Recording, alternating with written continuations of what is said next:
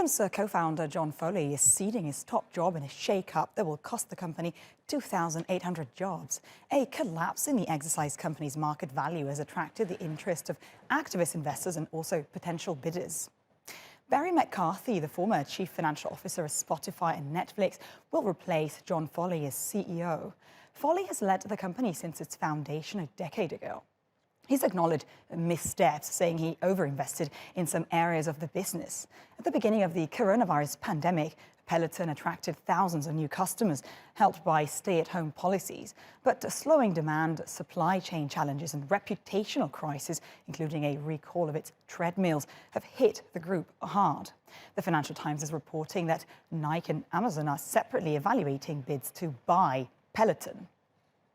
And now, to understand more on this, we are joined by Naeem Aslam, Chief Market Analyst at Avatrade. Thanks a lot for being with us this morning. Naeem, Peloton was one of the companies that was thriving during the lockdown, but now we've seen a sort of a very quick fall from its pandemic stardom. First of all, according to you, what is the future for these companies that were once the pandemic high flyers?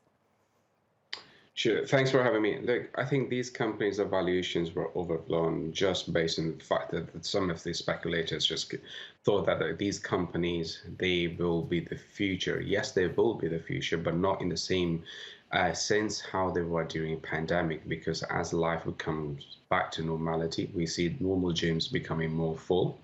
Now, when you are in a normal or in a traditional gym, these machines still have a role to play.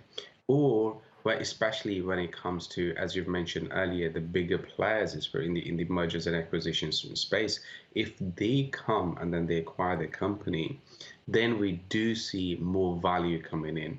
But the one important fundamental factor is that the pandemic trade is no longer the trade for the future. And then this is what is really causing the big chaos in the price action that we are seeing today.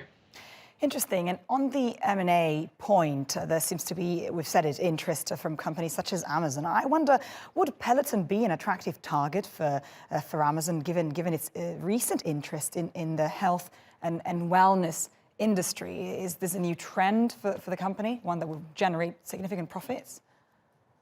You're hitting the nail on the head, especially in the health and in wellness. The more data that these people have, the better opportunity that they have to cater their clients. So I think for Amazon or for Nike, it's not about the equipment, it's about gathering the data on the potential users.